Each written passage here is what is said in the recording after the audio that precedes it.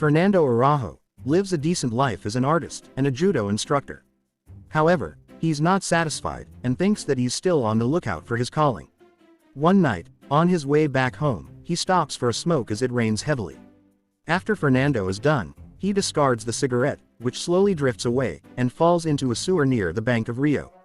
Curious, he goes down the sewer, and suddenly a crazy idea crosses his mind. The following day, Fernando goes to meet his civil engineer friend, Sebastian, and proposes the idea of robbing the bank. It turns out Sebastian is financially struggling, so he's open to the idea. But he estimates that the plan would require cars, tools, and lots of money. Therefore, Fernando starts looking for a funder, and meets his other friend named Debauza. Unfortunately, the latter is also short on money, so he suggests Fernando go to his thief friend Mario. The scene then cuts to Mario, who breaks into an office at night, and immaculately steals money from a safe. He doesn't even appear worried throughout the ordeal, indicating that minor robberies like these are a piece of cake for him. The next day, Fernando meets Mario at a cafe, and explains his idea.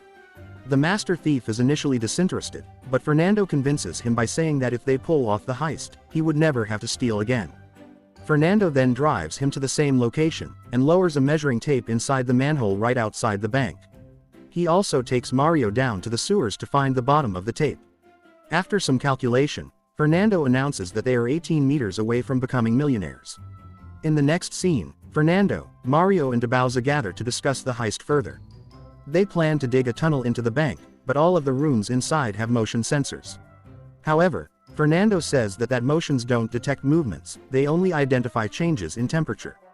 Therefore, he has made a suit out of a sleeping bag, which can help them disguise their body temperature. Now the only problem is that he doesn't know how to open the bank vault. So, the following day, the group decides to investigate some more. Fernando takes pictures of the bank's parking lot situated behind the building, before going inside with Sebastian. The latter pretends to open an account while Fernando takes pictures of the foyer. Unfortunately, he is soon caught, and the security arrives.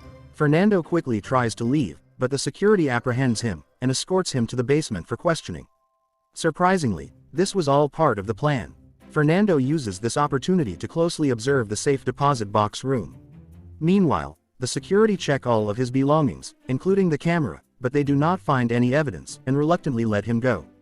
It's then revealed that Fernando had managed to remove the memory card of the camera, but for some reason, security didn't find that suspicious at all. Later, Fernando and Sebastian draw up the bank's floor plan using the pictures in their memory. Fernando then hatches a plan to break into the bank from the small room. Next, they measure the distance between the manhole and the bank, using a bicycle, by calculating the number of times the tire rotates. The next day, Fernando uses his knowledge of geometry to calculate the angle at which they must dig up the tunnel to reach the bank. It's also revealed that the money the group is set to steal is insured, so no one except the bank will have to incur a loss because of them. Later that night, Fernando and the others go into the sewer, and start digging up the tunnel. The following day, they hire another guy named Alberto, who is set to take care of the getaway car. Fernando and the group are yet to find a way to open 400 lockers. They initially consider using a blowtorch, but it would take them 1.5 minutes per box, and 7 hours in total. Therefore, Fernando suggests renting a locker and studying it closely, but from another branch of the bank. The following day, Mario goes to another branch of the same bank, and rents his safety deposit box. While opening it, he closely watches the lock. Next, Mario and his accomplice steal a getaway van, and wait for Alberto outside his home. Shortly after they are approached by police. The duo panics, thinking that they are going to be caught. But fortunately, Alberto and his wife arrive, and tell the officer that they are friends. The group continues digging the tunnel, and one day they meet with an accident, and break the drill. Fernando brushes the incident aside and plans to buy a new drill. But this infuriates Mario as he has already invested a lot of money in the project. Later that night, Fernando visits his girlfriend, and they gaze at the stars together. They talk about how they are looking at the past of the stars as the light takes years to reach Earth. We think they exist, but they are gone. This suddenly gives Fernando an idea and he immediately heads to Mario's home. Fernando tells him that he has found the solution. He says that the bank is well protected when it is both open and closed, but the measures are different. The bank has good security measures to prevent cash theft, and good protocols to avoid the tunnel heist. However, they don't have a measure to prevent them both from happening at the same time. Fernando plans to enter the bank from the front during work hours, when the safety vault is open, thus avoiding alarm and motion sensors. This will give the cops an impression that they are small-time thieves who are after petty cash. Fernando wants to make everyone believe that they are planning to leave from the front door, so that the cops won't even suspect a tunnel escape. Hearing all this, Mario is delighted and he absolutely loves the idea. The scene then cuts to the day of the heist. Everyone applies glue to their fingers to hide their fingerprints. Sebastian is dropped by the sewer, and he goes inside to do his work while Fernando and the others enter the bank in a disguise, before putting on their masks. Shortly after, Mario and Dabauza head to the first floor while Fernando and Alberto take over the ground floor. At the same time, they pull out their weapons, and order everyone to lay on the ground. A security guard watches it transpire from the CCTV room and immediately alerts the police. It's then revealed that Fernando is overhearing the communication from his walkie-talkie. Mario orders the cashier to load the money into a bag while Alberto goes to lock the parking gate. The police eventually arrive outside, and seeing this, Fernando holds a civilian at gunpoint. He then threatens to kill the man if the police try to storm into the bank. Following this, Fernando returns inside and informs his accomplices that the first phase has been completed. As soon as Mario hears this, he holds a woman at gunpoint and orders the security guard in the CCTV room to surrender himself. The guard reluctantly obliges and Mario seizes his gun's magazine and mobile phone before releasing him outside. Next, the group disables all the cameras in the bank. Fernando goes to the small room, and moves a cabinet from the other side. Sebastian breaks the wall, and enters the bank through the tunnel. The two then fetch some equipment from their car, head to the vault and start assembling the machine. A flashback then reveals that Sebastian had built a cannon power machine which can break the lock within 7 seconds. Next, everyone sets a timer on their watches as Sebastian and Fernando start to break into all the lockers. Meanwhile, the police, media, and the relatives of the hostages gather outside the bank. The police captain speaks to the security guard and gets to know about the situation inside. Elsewhere, as Fernando and Sebastian continue to break open the lockers, suddenly they hear the police climbing on the roof.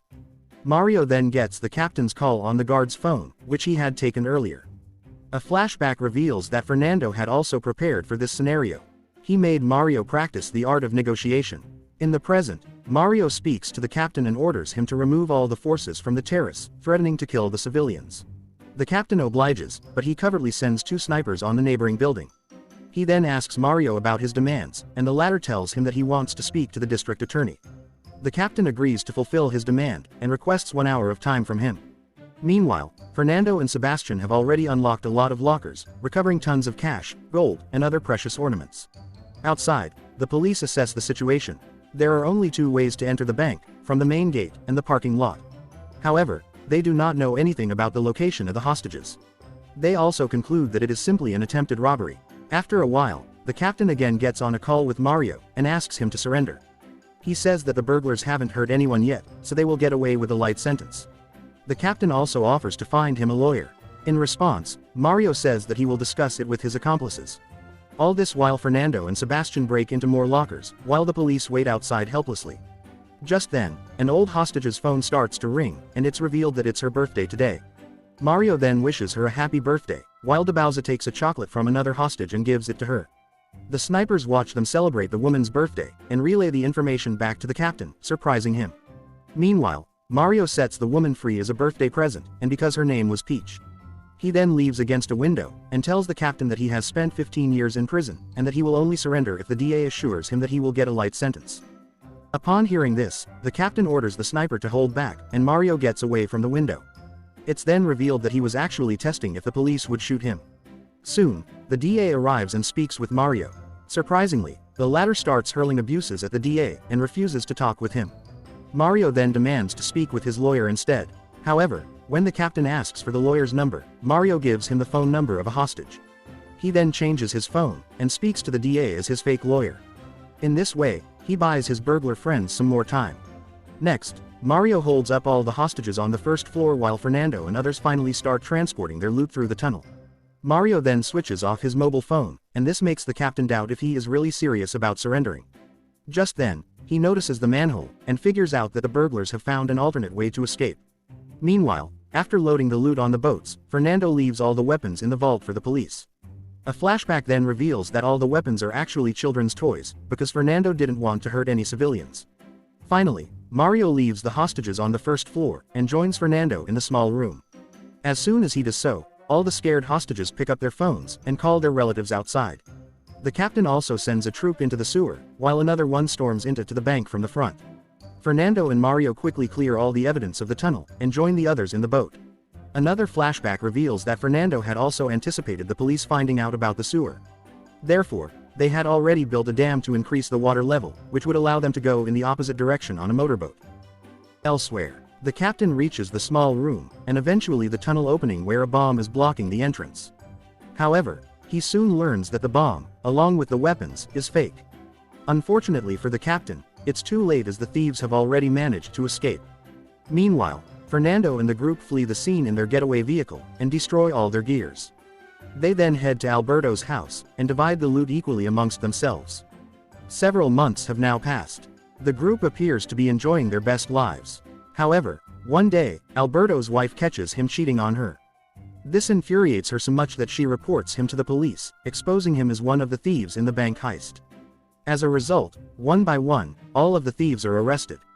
The movie again. Fast forward 7 months into the future, Fernando is released from the prison, and he is welcomed by Mario in his luxury car. It's then revealed that Fernando had also prepared for a scenario in which they got caught. He purposely suggested that they use toy weapons so that they don't hurt anyone, and get away with lighter sentences. Fernando and others also get to keep a significant portion of their loot, because the bank doesn't keep records of the money and items kept in the safety deposit boxes. The bank estimated that the lockers stored $25 million worth of cash and jewelry, but the police only recovered $1.17 million and 8 kilograms of jewelry. Since there was no official record of the items in the lockers, the police couldn't pursue a strong case against the criminals, and they basically got away with only a slap on the wrist. Subscribe for more videos like this, turn on notifications, and leave a like to help the channel out. Thank you for watching.